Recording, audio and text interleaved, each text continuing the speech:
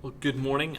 It's a real pleasure to be with you this Sunday, even though I'm not physically there. I'm actually going to be in Newcastle this morning, so it would have been quite challenging to be there otherwise. But it's brilliant to be with you virtually and share a bit with you from the Word. But I want to start this morning talking about one of my favourite foods. So one of my favourite foods is the donut. The reason I want to talk about donuts is because I want to talk about the hole in the donut. But wouldn't it be sad if I gave you that donut and all you focused on was the missing hole, the bit that you didn't get, the bit that's not there, like in those polo adverts that we used to see back in the day? Because I feel like some people go through life focusing on the hole of the donut rather than the donut itself. And that's what I want to focus on. And I'm going to be looking at the 10 lepers, as we've already seen in the reading, because most of the stories in the gospel are about people who encounter Jesus and their interactions with him and what that means. But the story of the 10 lepers stands alone in that it's about a group of people all encountering Jesus who are standing in the same place because they have a common need. This little congregation of 10 lepers may be composed of different individuals, but they can stand together in the knowledge that they all need a similar thing. They have a shared need to be made whole again. And the Hebrews actually believed that leprosy was God striking or punishing the afflicted person. It was a God-given disease and therefore could only be cured by God. And just as leprosy invades every part of one's body and is finally fatal at some point, so sin has invaded every aspect of our being and killed us spiritually. There is no human cure for the physical or spiritual disease of sin. From the top of the head to the soles of our feet, sin has done its work. Our bodies and souls are overwhelmed with the consequences and effects of sin. Total depravity tells us there is no part of us that is not damaged. And that's the theological phrase that describes our condition: total depravity, that we are in rebellion against God. And as I said, the Bible teaches us there is no human cure for this disease. We're beyond self-help books. We are spiritually dead. And one of the things that spiritual leprosy does is that it actually renders us incapable of understanding God's truth. And we see that with the disciples. They don't understand what Jesus explains to them in the start. The aspect of our fallen condition is described in 1 Corinthians 2:14, where it says, "But a natural man, i.e. a man unsaved, does not accept the things of the Spirit of God, for they are foolish to him, and he cannot understand him because they are spiritually appraised." And what Paul is saying here is that unless we are in knowledge of God, then we can't know the things of God. Gospel can only be understood by those who have been born twice, who are no longer born in the natural, but are also born in the spiritual. Till this is true, the gospel cannot be comprehended. And anyone who believes that there is some goodness in them, that they might merit the favour of God, does not understand his or her own condition as a sinner. To say, sure, I've sinned, but I'm not all bad, is to seal our fate. It's to prove that the Spirit of God has not actually been our teacher. Because we must recognise that we're dead in sin, separate from God, and without hope unless he intervenes. Because when God causes us to see the extent of our sin, our inability, then we can agree with Paul and declare that in us there is no good thing, not without God. And that awareness is essential to follow Jesus. Which brings us back to the 10 lepers. They're in a no-win situation. And so they stand together in their suffering, united. And they look at Jesus from a distance and they wave and they say, "Hey, please help us. Have compassion on us. Because only God can save us. So please have compassion." But I think in the culture that we live in, to cry for help is not necessarily popular. I remember when I used to live in Derby, I did some work, a part of our church. We did some stuff to do with money advice. And I met this guy once, and he'd come to the end of himself. And he came in with a giant black bin bag, which I assumed was all full of all his worldly possessions, all of his stuff. And as we got to talking, he told me that he was in debt, like a lot of debt, that he'd be burying his head in the sand for years. And I asked him for a number. I was just curious when we're talking about debt. Well, how much are we talking here? I said, "How bad is it?" And he opened the black bin bag and he tipped it on the floor. And the bag was full of final demand letters, and I mean absolutely rammed full. I struggled not to look shocked that this man for years had been living under the burden of extreme debt and done nothing about it.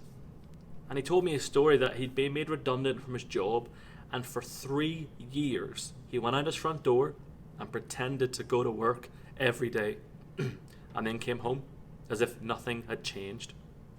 Because asking for help is not easy. It's not easy at all, but we all need it. And this particular need for this group in this Bible story was to be healed of leprosy, one of the most awful and feared diseases of Jesus' day.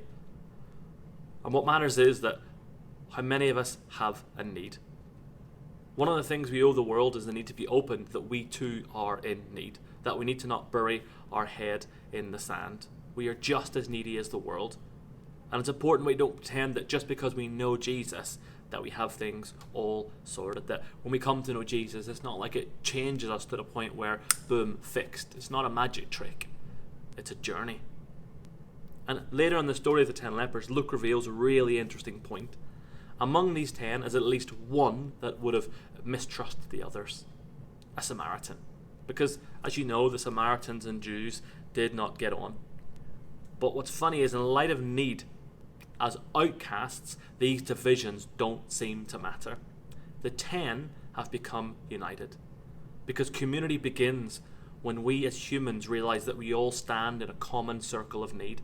It doesn't matter about everything else. It doesn't matter about the color of our skin, the language we speak, anything to do with that. But when we realize that we are all in need, then we have a common circle. Division ceases to matter when we are really suffering. And Jesus gives us an answer to these people who cry for help. He doesn't say, oh, come have a cup of tea, let's talk about it. He doesn't empathize and go, oh, I know, it must be awful. He doesn't say, oh, come on, tell me all your woes. But he also doesn't go for his usual that he normally does. He doesn't say, oh, I'll touch you, you're healed, which is what we see Jesus do a lot of the time. He turns and he says, go. If there was a training session in pastoral care, Jesus had definitely missed it. But sometimes you need comfort, but what you get is a commandment from Jesus.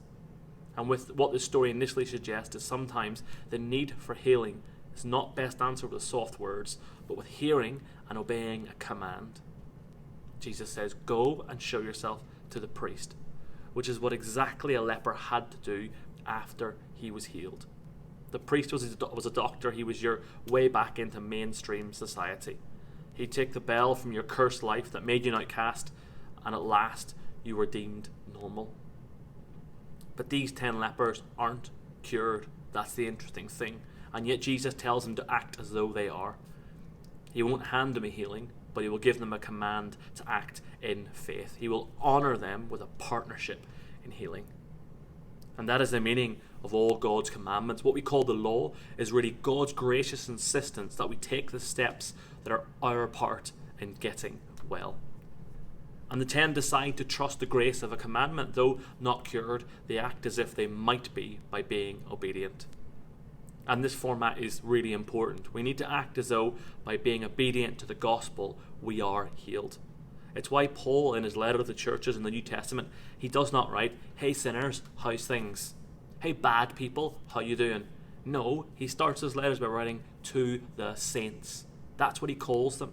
And to me, that's a really clear statement that Paul writes claiming the ultimate healing for these churches.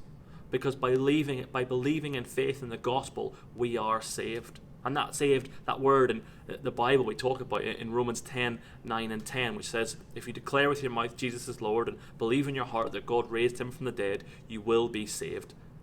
You will be saved. It's a final thing, not a now, but it's an ongoing. And yet Paul is declaring them as saints in the now. Because we need to live as a people saved, saints, not sinners. But because that doesn't mean we don't sin, we still need to live as people who are in need.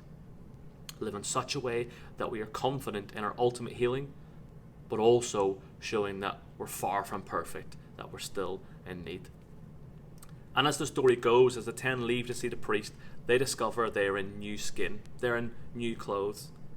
And I say one of the reasons I love this story, I just love the fact that it's a group of people and the fact that the Samaritan is there, and there's unity in the fact that they all have need.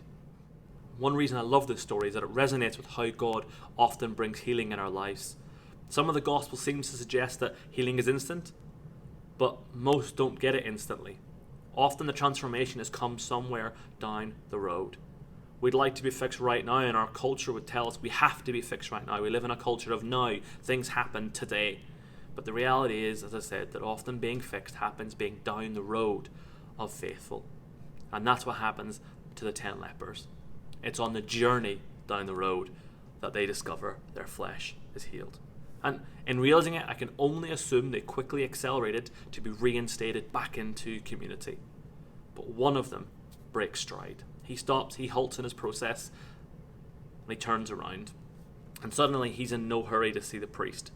He has something different than compliance to Jesus' command in his mind.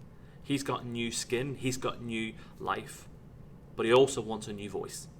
He recognizes in Jesus someone who can offer him something infinitely more spectacular than physical healing. So he runs the other way, praising God with a loud voice. And then he falls at the feet of Jesus, praising him. And it's at this point Luke tells us the man is a Samaritan. He's been totally healed, completely cleansed from the stigma of leprosy, but he still has the stigma of racial identity. And it's hard to find a modern equivalent, but the Samaritans were rejected hard. As far as the Jews were concerned, these people were scum of the earth. All through his life, this man would have been an outcast. And then he got leprosy, which would have been an outcast even further. Yet it's the outcast who comes back to thank Jesus. It's the outcast who comes back to say thank you for reinstating him. And Jesus says, sorry, weren't there 10 of you? Where's the rest of them? But the 9 aren't doing what Jesus told them to do. They're out presenting themselves to the priest. But maybe part of what keeps the 9 going is their eagerness to be certified, to be shown to have some worth again. And that's what the priest is going to give them. But I wonder if maybe, just maybe, a Samaritan, an outcast, knows not to trust status, that status means nothing. Maybe he knows that the establishment can't give him anything that matters. Because if our private beliefs are motivated by the need for public certification, they'll fail. Because what our belief must communicate is overwhelming joy, extreme thanksgiving, and extravagant praise, especially now. That's what's needed. And we need to remind ourselves and give witness in the world to our overwhelming joy for the abundance of God's grace, for the much that we have, but the need also that we are still in. Until we find ourselves at that point, we don't find ourselves whole. When the one presents himself to Jesus, Jesus turns to him and says, your faith has made you whole. And as a church and as an individual, we can run down the road of doing all the right things for the world, and of course we ought to do them. Feed the hungry, clothe the naked, visit the imprisoned. We owe the world these things. But whilst doing these things is great, we will not be made whole until we come to a place of praise and grace for what we have received. Because Jesus gave 10 healings on that day. Everybody got new skin. But it was the one who poured out praise to Jesus whose faith made himself whole. And we can look at the world and their attempt to do the right thing, which is great. Nothing wrong with trying to do the right thing. But it's a half-whole people trying to do the right stuff to get someone's approval. What sets us apart is our confession and thanksgiving to God. We help others not for approval, but because our love of the one who dragged us from the very depths of death and gave us life, dragged us from our brokenness and made us whole. So let's praise him with all our heart, all our soul, and all our strength.